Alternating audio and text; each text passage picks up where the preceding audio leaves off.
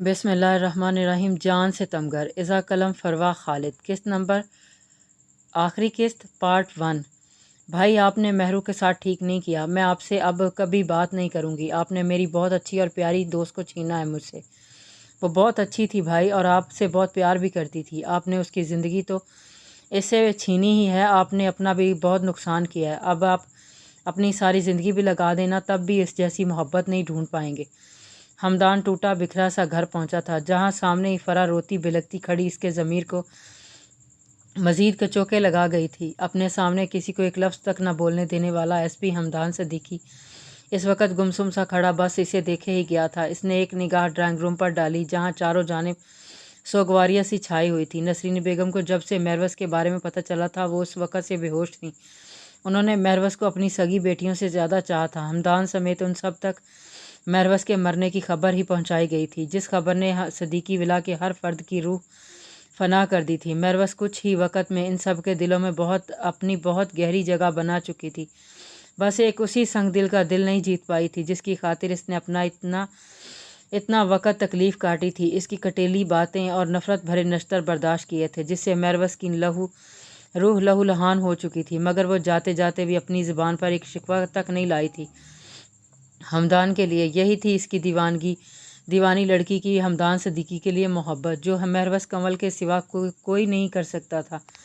हमेशा इसके करीब होते हुए इसके वजूद को नज़रअंदाज करने वाला इस वक्त घर के हर कोने में इसे ही तलाश कर रहा था। वो इसे हर जगह दिखाई दे रही थी, कहीं इससे शर्माती, कहीं घबराती, कहीं इसके कहर बरसाते गुस्से से खौफ खाते हुए। हमदान सिद्दीकी को अपना दिमाग माउफ होते हुए महसूस हुआ था। इसका दिल अजियत और तकलीफ़ से चूर चूर था।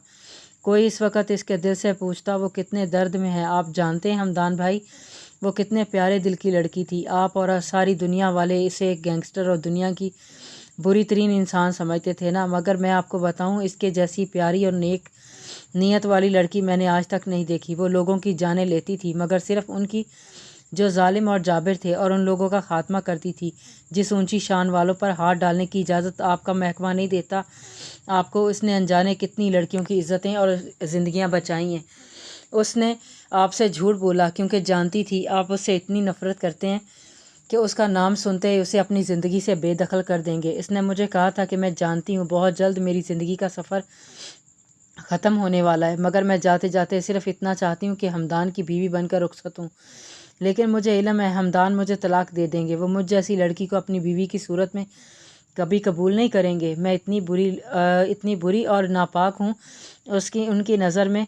मगर मैं कसम खाकर कहती हूँ, मैंने इतने साल शाह सर और मीर सर के साथ गुजारे हैं, मगर हमेशा उन्होंने मुझे सगी बहनों से बढ़कर चाहा है। मेरे सर के एक बाल तक हमदान के सिवा किसी मर्द की निगाहें नहीं पड़ी। मैं कभी किसी मर्द को अपनी ज़िंदगी में शामिल नहीं करना चाहती थी, मगर हमदान को देखकर मुझ जैसी एहसासात से आरी और बेरंग ज़िंदगी गुजारने वाली बदल गई।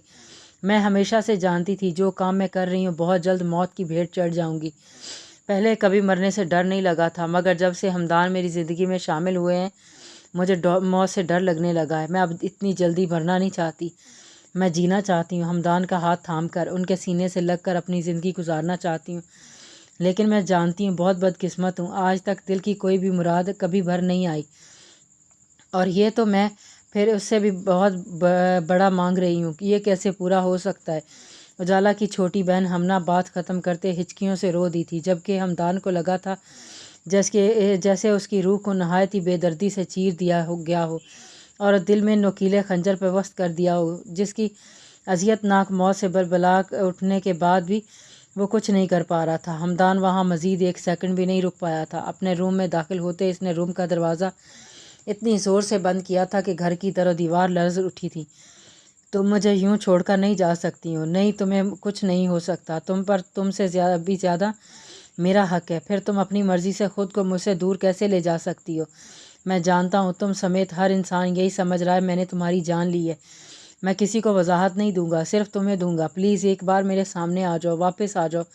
मैं तुम्हें बताना चाहता हूँ कि कितनी मोहब्बत की मुझे तुमसे, नफ़रत करता था तुमसे, मगर तुमने कैसे मेरी नफ़रत को अपनी मोहब्बत में बदला और मैं समझ ही नहीं पाया कि मुझे अपना असीर बनाकर मुझसे दूर कैसे जा सकती हो तुम तो दीवानी थी ना। मेरी ज़रा सी तकलीफ़ पर सारी सारी रात जाकर गुजार देती थी।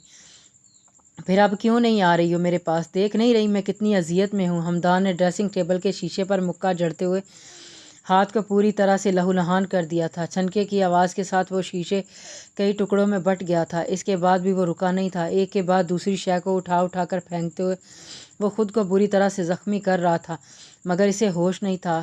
ہنزانی انداز میں مہروز کو پکارتا آج پہلی بار حمدان صدیقی اتنے قابل رحم حالت میں لگا تھا۔ وہ خود کو بیرونی چوٹیں پہنچا کر اسے اپنے اندر کی اذیت کم کرنا چاہتا تھا، مگر دل کی تکلیف تو کم ہونے کا نام ہی نہیں لے رہی تھی۔ اسے اپنا وہ ایک ستم یاد آیا تھا جو سنگ دلی اور ظلم کی انتہا کرتے اس نے اپنی محبت میں دیوانی اس معصوم لڑکی پر ڈھائے تھے۔ کیوں کیا میں نے یہ وہ سب؟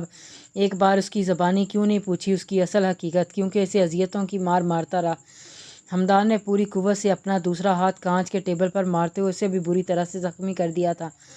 کانچ کے کئی ٹکڑے حمدان کے ہاتھ میں چبھ گئے تھے، مگر اسے پرواہ ہی کہاں تھی۔ وہ تو بس اس وقت صرف اور صرف مہروز کو اپنے سامنے چاہتا تھا۔ میں نے بہت غلط کیا تھا نا تمہارے ساتھ، مجھ سے خود کو چھین کر اسی کی سزا دی ہے نا تم نے مجھے۔ میں نہیں برداشت کر سکتا یہ دردناک سزا، نہیں جی پاؤں گا تمہارے بغیر۔ پلیز واپس لوٹ آؤ، پلیز، میں بہت محبت کرتا ہوں تم سے۔ مجھے اپنا عادی بنا کر تم یوں منہ نہیں موڑ سکتی مجھ سے۔ مہروز کنول، تم اپنے ایس پی کی رگ رگ میں خون بن کر دوڑنے لگی ہو، میرے دل کی دھڑکن بن کر دھڑکنے لگی ہو۔ تم تو اتنی آسانی سے مجھے چھوڑ کر کیسے جا سکتی ہو؟ حمدان بیڈ پر سر کے بل چت لیٹا چھت کو گھورتے ہوئے بولا۔ جب اس کی نظر تکیے کے قریب پڑے مہروز کے بلیک کلر کے دوپٹے پر پڑی، جس کے کناروں پر سیاہ نگوں کی کناری بنائی گئی تھی، حمدان والہانہ چاہت سے اسے دوپٹے کو اپنے چہرے پر رکھتا اس کی خوشبو اپنی سانسوں میں اترتی محسوس کرنے لگا تھا۔ تم کہتی تھی میں بہت ضدی ہوں، اب میری یہی ضد تمہیں میرے پاس لائے گی، تمہیں واپس اپنے ایس پی کے پاس لوٹنا ہی ہوگا۔ حمدان اس کے دوپٹے پر لب رکھتے اسے سینے سے لگا گیا تھا۔ اگر مہروز اپنے ایس پی کی اپنے لیے یہ دیوانگی دیکھ لیتی تو شاید اپنے حواس قائم نہ رکھ پاتی۔ تمہیں تو جو سزا میں دوں گا تم آئندہ کبھی بھی مجھ سے دور جانے سے پہلے 1000 بار سوچو گی۔ میں تمہیں بتاؤں گا کہ شاویز سکندر دھوکہ دینے والے کی سزا کتنی دردناک ہوتی ہے۔ شاویز خون آشام نگاہوں سے اسے دیکھتے بولتے پریسے کے ساتھ ساتھ وہاں موجود ہر شخص کا خون خشک کر گیا تھا۔ ان سب کے ہاتھوں میں گنز تھی، مگر بہت کوشش کے بعد بھی کسی سے ایک گولی بھی نہیں چل پائی تھی۔ مجھے سفیان افندی کو مارتے دیکھ تم اس کی جان بچانے میرے سامنے آن کھڑی ہوئی ہو نا۔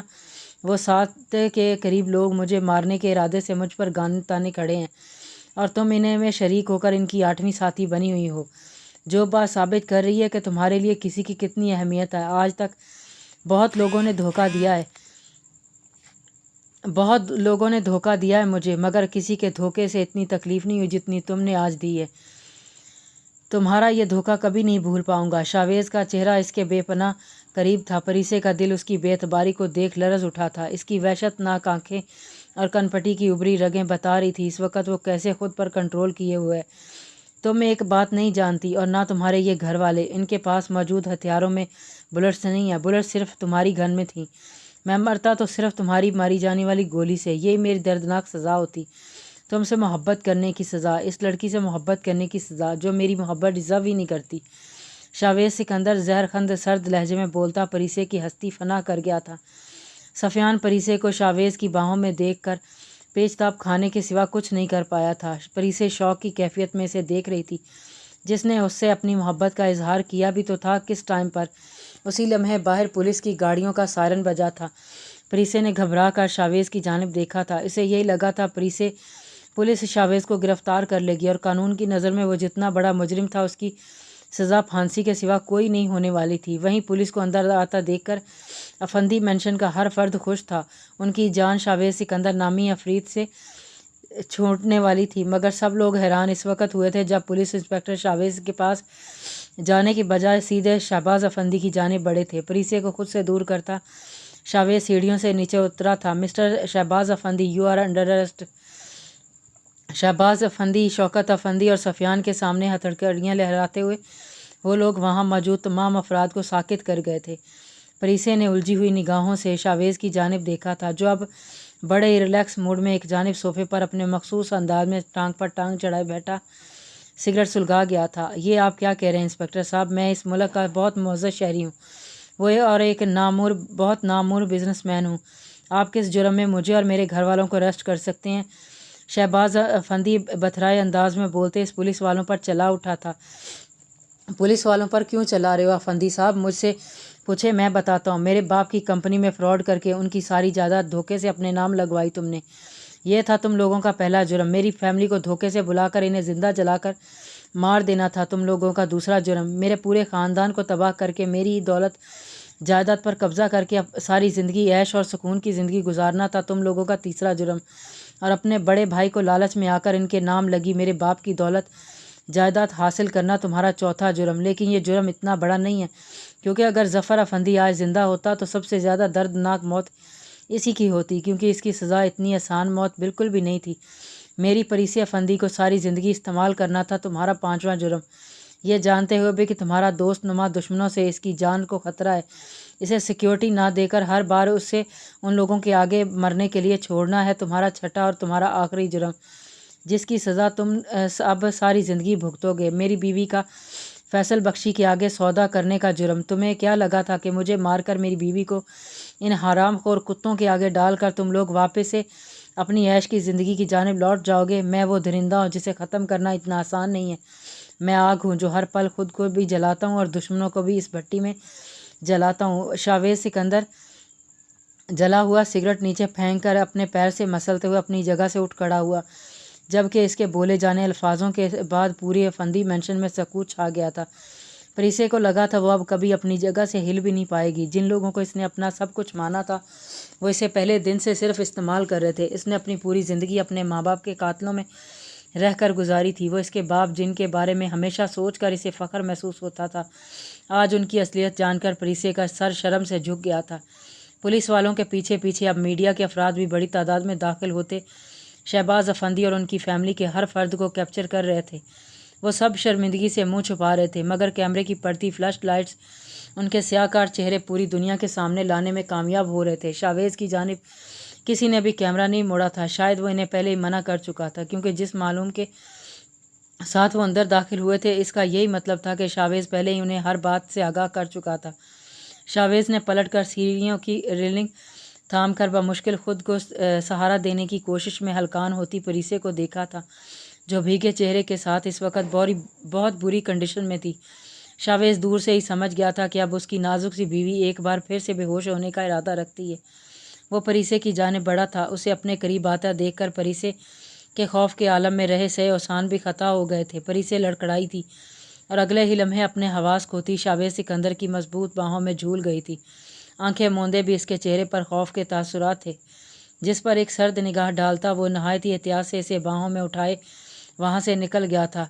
मीर महरू कैसी है? या डॉक्टर्स ने कुछ बताया? इसे होश आया कि नहीं? वो शावेज़ हाजिम के करीब आता एक ही सांस में अनजाने कितने सवाल पूछ गया था, मगर हाजिम के चेहरे पर छाई नाउमीदी शावेज़ की तकलीफ़ में मज़ीद इजाफ़ा कर गई। हमारी महरू बहुत स्ट्रॉन्ग है शाह, इसे कुछ नहीं होगा। वो हम पर जान देती है, हमें नाराज़ छोड़कर कभी नहीं जाएगी। वो जानती है ब्लैक स्टार इसके बगैर अधूरे हैं। इसने आज तक कभी हमारी कोई बात नहीं टाली, ना कभी इसका कोई अमल तकलीफ़ का बायस बना है हमारे लिए, तो अब भला कैसे हो सकता है? हाजिम को अपनी महरू पर पूरा भरोसा था और शावेज़ भी इसी यकीन के साथ पिलर के साथ लग कर खड़ा होता आंखें मूंद गया था। जब कुछ लम्हों बाद डॉक्टर्स ICU में का दरवाज़ा खोलते बाहर निकले, शावेज़ और हाजिम फ़ौरन उनके करीब गए थे।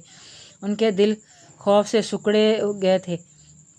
वो महरवस के हवाले से कोई भी बुरी खबर सुनने का हौसला नहीं कर पा रहे थे। डॉक्टर साहब, हमारी महरू ठीक है ना? शावेज़ अपनी मुट्ठियां झकड़े बेचैनी से बोला था। प्लीज़ डॉक्टर साहब जल्दी बोलें। हाजिम को डॉक्टर की खामोशी खौफजदा कर रही थी। डॉक्टर ने एक नज़र इन दोनों पर डाली थी और अगले ही लम्हे धीरे से मुस्कुरा दिए। जिस लड़की के पास आप जैसे प्यार करने वाले लोग हों उसे भला कैसे कुछ हो सकता है? बरवक़्त हॉस्पिटल ले आना और आपकी दुआओं ने महरू मैम को बचा लिया है। वो काफ़ी स्ट्रॉन्ग विल पावर की मालिक हैं, जिसका आज इनकी इस रिकवरी में बहुत बड़ा हाथ था। इन्हें 3 गोलियां लगी थी और खून भी काफ़ी बहा है। ऑपरेशन से पहले उनके बचने के चांसेस सिर्फ 10% थे, लेकिन मेरा रब है ना, जो बड़े से बड़े मौजे करने पर कुदरत रखता है, उसने आपकी महरू वापस आप लोगों को सौंप दी है। डॉक्टर के होंठों से निकलने वाले अल्फाज इन दोनों में जैसे ज़िंदगी की नई रूह फूंक गए थे। मैंने कहा था महरू हमें नाराज़ करके कहीं नहीं जाएगी। हाजिम और शावेज़ एक दूसरे से बगलगीर होते बेपनाह खुश थे। وہ جانتے تھے آنے والے وقت میں ان کے سروں پر کتنے بڑے خطرے کا سایہ منڈلا رہا ہے، مگر اب انہیں کسی کی پرواہ نہیں رہی تھی۔ ان کی تیسری پارٹنر لوٹ آئی تھی۔ وہ تینوں ایک ساتھ اتنے اسٹرانگ تھے کہ آج تک بڑی سے بڑی مصیبت اور سازش ان کا کچھ نہیں بگاڑ پائی تھی، اور نہ ہی اب بگاڑ سکتی تھی۔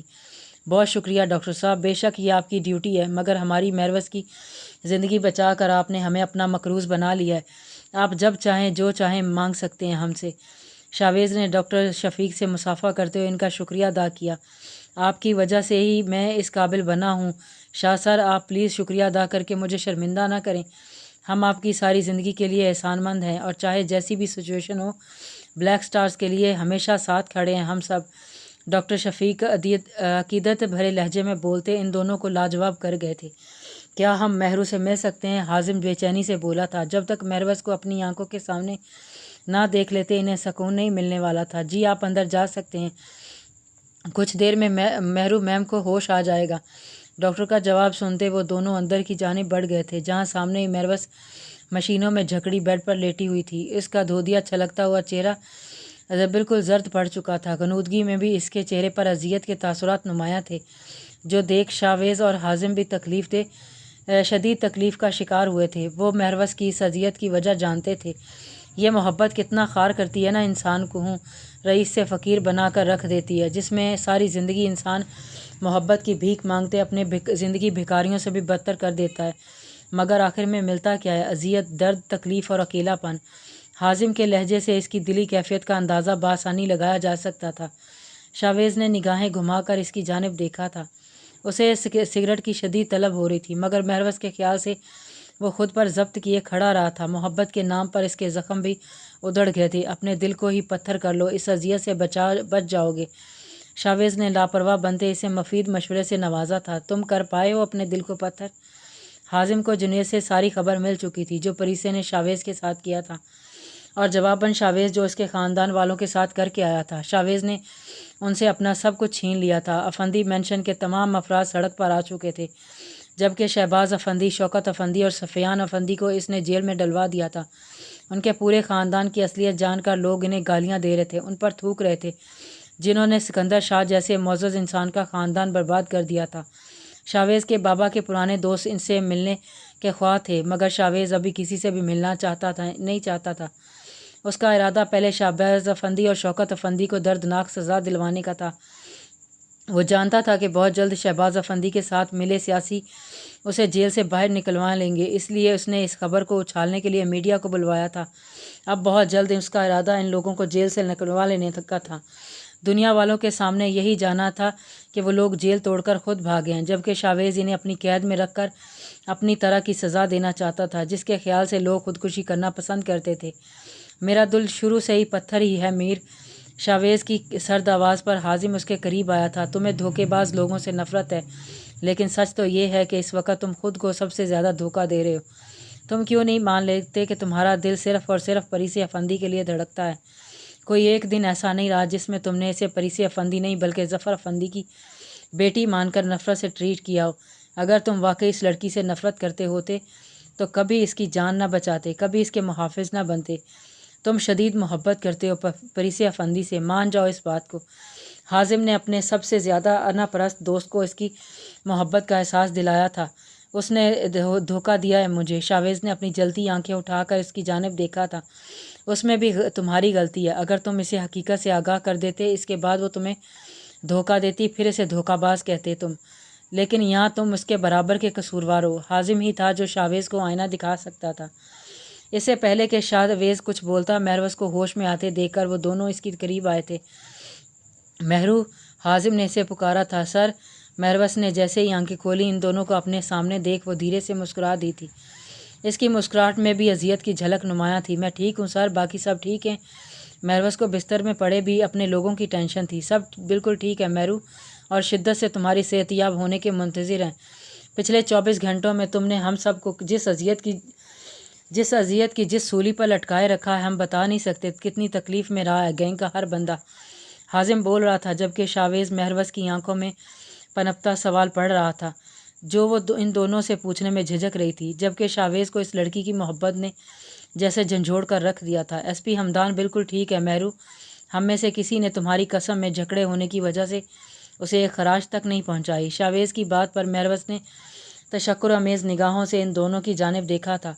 उसे बस इस बात का डर था कि कहीं गुस्से में आके इनमें से किसी ने हमदान को नुकसान ना पहुंचाया हो। महरू, मुझे सच सच बताना, तुम पर गोली हमदान ने चलाई है? हाजिम की बात पर महरवस को मंजर याद आया था जब हमदान ने उसकी जानिब बंदूक तानी थी। इससे आगे इसे कुछ भी याद नहीं था, लेकिन जितनी नफ़रत हमदान उससे करता था वो इस बात पर आराम से यकीन कर गई थी। उस पर गोली हमदान ने ही चलाई है। मैं नहीं जानती। मैंने जब आंखें खोली तो वो ही मेरे सामने गन उठाए हुए थे, उनके अलावा वहाँ कोई नहीं था। लेकिन प्लीज़ आप लोग हमदान को कुछ नहीं कहेंगे। मैं इन्हें उसी लम्हे माफ़ कर गई थी। जब आप लोग भी भूल जाएं इस बात को, मैं भी भूल जाना चाहती हूँ कि कभी हमदान नामी कोई इंसान मेरी ज़िंदगी में आया था। ये अल्फाज अदा करते हुए महरू को अपनी रूह जिस्म से निकलती हुई महसूस हुई थी। कई आंसू उसकी आंखों से टूटकर उसके तकिए में जज्ब हुए थे। मोहब्बत से दस्तबरदार होना इतना आसान न होता है? शावेज़ ने सवाल किया था, जिसके जवाब में महरवस फीका सा मुस्कुरा दी थी। एक तरफा मोहब्बत में यही सबसे आसान हल है। महरवस की सांसें फूलने लगी थी। महरू रिलैक्स, शावेज़ ने उसके मुंह पर ऑक्सीजन मास्क लगाते हुए परेशानी से कहा था। महरवस की हालत इस वक्त ऐसी नहीं थी कि वो ज़रा सी भी टेंशन लेती, मगर वो इस वक्त एक शख्स की चाहत में ख़ुद को रिलैक्स नहीं रख सकती थी। उसे ये एहसास ही खाया जा रहा था कि अब वो सारी ज़िंदगी इस जुदाई की अजियत में कैसे काटेगी। लेकिन वो अब ख़ुद से इस बात का अहद भी कर चुकी थी कि अब कभी पलट कर हमदान को अपनी सूरत तक नहीं दिखाएगी। सर, मेरे 10 के करीब आदमी पुलिस वालों ने अरेस्ट कर लिए हैं, जिनमें इकरा, अनम और बाकी भी तमाम अहम लोग शामिल हैं। और सुनने में यही आ रहा है कि यह सब एसपी हिबा की प्रॉपर प्लानिंग से हुआ है। ये लोग अभी तक पुलिस स्टेशन में ही हैं, जिसके बायस सख्त सिक्योरिटी तैनात है। अगर हम में से कोई भी अंदर गया तो वहाँ से निकल नहीं पाएगा। और अभी ताज़ा तरीन खबर के मुताबिक एसपी हिबा इन सब को किसी खुफिया ठिकाने पर मुंतकिल करने की तैयारी कर रही हैं। जुनेद की बात पर अब की बार हाजिम के हवास झुंझला उठा था। उनके दुश्मनों ने एक साथ उन पर हमला करके इन्हें कमज़ोर करना चाहा था, मगर वो ये नहीं जानते थे कि ब्लैक स्टार्स आज तक हमेशा चोटें लगने के बाद पहले से भी ज़्यादा ताकतवर होकर सामने आए थे। इन्हें तोड़ पाना या गिरा पाना इतना आसान नहीं था। वो मेरे होते हुए मेरे किसी भी गैंग मेंबर को नुकसान नहीं पहुंचा सकती।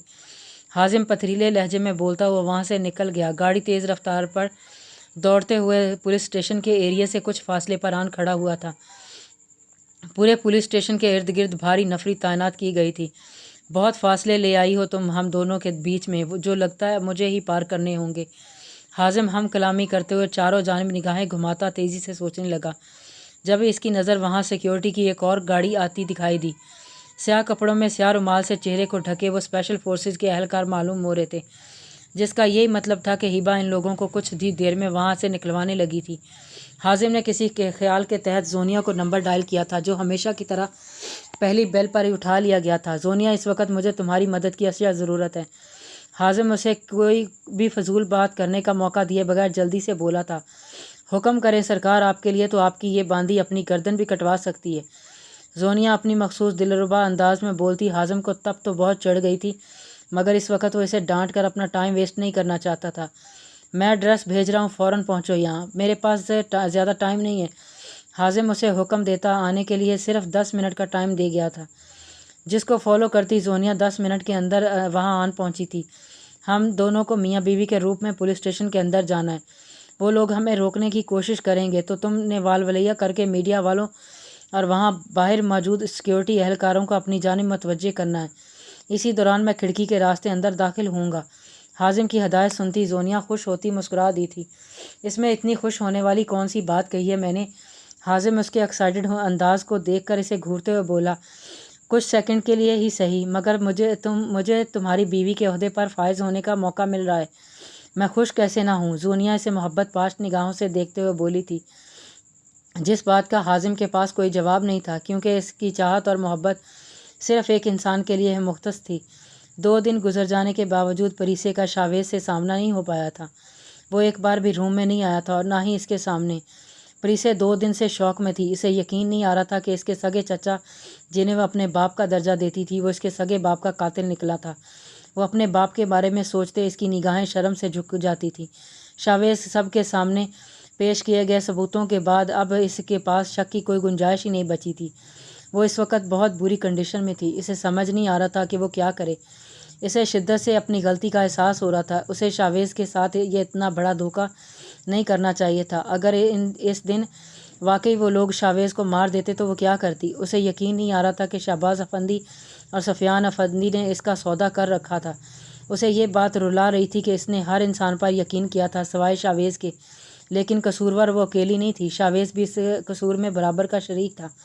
وہ اسے ساری سچائی پہلے ہی بتا سکتا تھا۔ پریسے کو اب شاویز کی اس ساری تکلیف اور نفرت کا مطلب سمجھ آ رہا تھا۔ اتنے سال اس انسان نے تنہا اذیت کاٹتے اتنی مشکل میں گزارے تھے، صرف اس کے خاندان کی وجہ سے وہ اربوں کی جائیداد کا مالک سڑکوں پر زندگی گزار کر بڑا ہوا تھا اور وہ اسی کے پیسے پر عیش کرتے رہے تھے۔ پریسے شاویز کی ناراضگی کے ساتھ ساتھ اس کی اذیت کے بارے میں بھی سوچتی تڑپ رہی تھی۔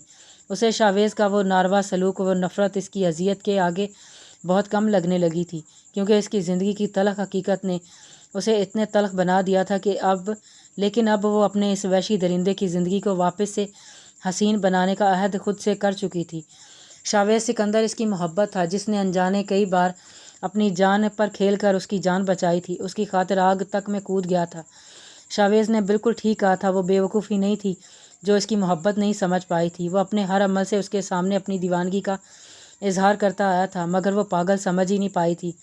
وہ آخری لمحے تک اس بات پر ہی ڈاؤٹ فل تھی کہ شاویز اس سے محبت نہیں کرتا، اسی لیے وہ ان سب کی باتوں میں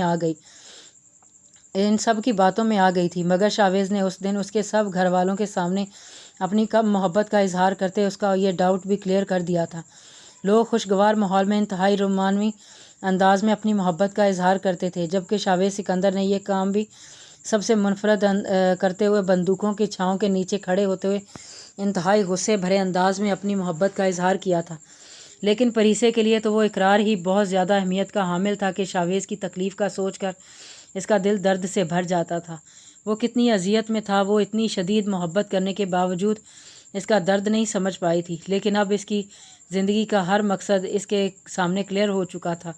اس کی زندگی کا مرکز اب شاویز سکندر ہی تھا۔ اس کی آج صبح یاسمین بیگم سے بات ہوئی تھی، جنہوں نے اس دن اس کے سامنے بولے جانے والے جھوٹ کی معافی مانگتے اسے ایک بار پھر ساری بات کلیئر کر دی تھی کہ شاویز نے کبھی اس کے بارے میں غلط نہیں سوچا تھا، بلکہ اس کے خاندان والے ہمیشہ سے اسے اپنے مقصد کے لیے استعمال کرتے آئے تھے۔ پریسے ان کے منہ سے سارا سچ جاننے کے بعد مزید شرمندہ ہوئی تھی۔ یاسمین بیگم کی زبانی ہی سے پتہ چلا تھا کہ انہیں شاویز نے اغوا نہیں کیا تھا، بلکہ شہباز افندی نے ہی انہیں اپنی نگاہوں اوجھل کیا تھا۔ یہ سن کر تو پریسے کو اپنی بے وقوفی پر جی بھر کر غصہ آیا تھا۔ میں جانتی ہوں بہت جلد میں تمہیں منا لوں گی شاویز سکندر، تم اتنے وحشی بالکل نہیں ہو جتنا تم خود کو سب کے سامنے پورٹرے کرتے ہو۔ تم پوری دنیا کو اپنے خوف کے زیر اثر رکھنا چاہتے ہو، پوری دنیا کو بے شک رکھو، مگر میں تمہارے روب میں اب نہیں آنے والی۔ پریسے اپنے آنسو خشک کرتی اپنی جگہ سے اٹھی تھی۔ الماری میں لائٹ کلر کے ڈریسز دیکھ پریسے نے پوری قوت سے الماری کا پٹ بند کر دیا تھا۔ یہ ہلکے رنگ کے کپڑے ایسے جمع کر رکھے ہیں جیسے میں نئی نویلی دلہن نہیں، کوئی 70-80 سال کی بوڑھی ہوں جو یہ پہنوں گی۔ خیر اب تو بوڑھیاں بھی ایسے کلرز نہیں پہنتی۔ پریسے خود سے ہی ہم کلام ہوتی باہر کی جانب بڑھی تھی۔ اقرا اسے کہیں دکھائی نہیں دی تھی جب اسے جنید تیز قدموں سے گیٹ کی جانب جاتا دکھائی دیا تھا۔ بات سنو جنید۔ پریسے کو اچانک سے اس کا نام یاد آیا، جبکہ پریسے کی پکار پر جنید کے قدم وہیں تھم گئے تھے۔ جی میم، آپ نے بلایا مجھے؟ جنید چہرہ جھکائے انتہائی مودبانہ لہجے میں گویا ہوا تھا۔ مجھے یہ سب چاہیے، خود جاؤ یا کسی کو بھیجو، مگر مجھے یہ سب 1 گھنٹے میں چاہیے۔ پریسے نے شاویز سکندر کی بیوی ہونے کا رعب جماتے اسی کے انداز میں جنید کو حکم جاری کیا تھا، جسے سنتے جنید گھبرا گیا تھا۔ اگر اسے 10 بندوں کی جگہ پر ہی اڑانے کا حکم ملتا تو وہ 1 سیکنڈ کی بھی دیر نہ لگاتا، مگر شاپنگ جیسا مشکل ترین کام تو اس نے آج تک نہیں کیا تھا۔ میم وہ ہڑبڑاہٹ میں کچھ بول ہی نہیں پایا تھا۔ کیا تمہیں شاپنگ کرنی نہیں آتی کیا؟ یہ تمہارے باس نے خود سمیت تم سب کو بھی بس گولیاں چلانا ہی سکھایا ہے۔ جاؤ وہاں کسی لڑکی سے مدد لے لینا۔ جنید کو کنفیوز دیکھ کر پریسے نے مشورے سے نوازتے ہوئے اس پر احسان کیا تھا۔ نہیں میم، میں کسی لڑکی سے کچھ نہیں پوچھ سکتا۔ ایک دن مہرو میم کو گفٹ دینے کی خاطر میں نے ایک لڑکی کو شاپ پر کھڑے ہو کر صرف اتنا ہی کہا تھا کہ ذرا یہ رنگ پہن کر سائز دیکھ کر بتا دیں۔ مہرو میم کے ہاتھ پر جتنا سمارٹ ہی اس کا ہاتھ تھا، مگر وہ سمارٹ ہونے کے ساتھ کتنا بھاری تھا اس کا اندازہ مجھے اس لڑکی کے ہاتھ سے تھپڑ کھانے کے بعد ہوا تھا، کیونکہ وہ لڑکی یہ سمجھی تھی کہ شاید میں اسے چھیڑ رہا ہوں، اور غصے میں آ کر اس نے تھپڑ مار دیا مجھے۔ اس کے بعد سے آج تک ایسے کسی انجان لڑکی سے بات نہیں کی۔ جنید نے انتہائی بیچارگی سے اپنی درخ بھری داستان سناتے پریسے کو بے اختیار ہنسنے پر مجبور کر دیا تھا۔ پریسے اپنی ہنسی پر کنٹرول نہ رکھ پائی تھی، ہنستی چلی گئی تھی۔ اس کی کھلکھلاہٹ لان میں کھڑے ہو کر فون سنتے شاویز کے کانوں سے ٹکراتی اسے اپنی جانب متوجہ کر گئی تھی۔ شاویز نے فون کان سے ہٹاتے اس کی جانب دیکھا تھا اور جیسے واپس پلٹنا بھول چکا تھا۔ وہ ہنس ہنس کر لال ہوتی بے پناہ حسین لگ رہی تھی۔ اس کے چہرے کا بھولا پن اور معصومیت دیکھنے والے کو اپنے سحر میں جھکڑنے کے لیے کافی تھی۔ شاویز سکندر بھی خود کو اس سحر سے نہیں بچا پایا تھا جب نگاہوں کی تپش پر اچانک پریسے کی ہنسی کو بریک لگی تھی۔ اس نے پلٹ کر شاویز کی سمت دیکھا جو سیاہ ٹراؤزر اور بنین میں مبدوس ایسے ہی تکے جا رہا تھا۔ پریسے اس کو یوں اچانک سامنے دیکھ کر گڑبڑا گئی تھی۔ اس کا دل اچھل کر پیٹ میں جا گرا تھا۔ جنید یہاں آؤ، شاویز کی سرد آواز پر جنید فوراً الرٹ ہوتا شاویز کی جانب بڑھ گیا تھا جو وہاں سے ہٹ گیا تھا۔